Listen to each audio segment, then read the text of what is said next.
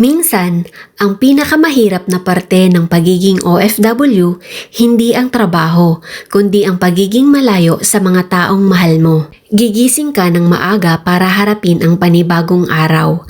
May mga pagkakataong pagod ka na, pero tuloy pa rin. May mga gabing tahimik pero puno ng pangungulila. Pero sabi nga, hindi araw-araw madali. Pero araw-araw may dahilan para magpatuloy. At syempre, may kunting tawanan din. Kapag tinanong ka ng pamilya, kumusta ka?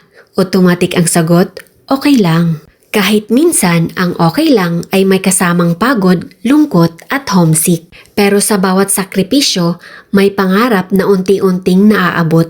May pamilyang napapasaya at may Diyos na hindi ka pinapabayaan. Kaya kung OFW ka at napapagod na, huwag kang susuko. Baka ang panalangin mo ngayon, si Lord na ang gumagawa ng paraan. Sabi nga sa Exodus chapter 14 verse 14, "The Lord will fight for you.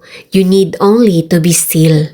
Kaya smile lang, kapi lang, dasal lang, laban lang. Hindi man madali ang buhay sa abroad, pero kasama mo si God sa bawat hakbang. Darating din ang araw, ikaw naman ang mag-aani ng bunga ng lahat ng sakripisyo mo.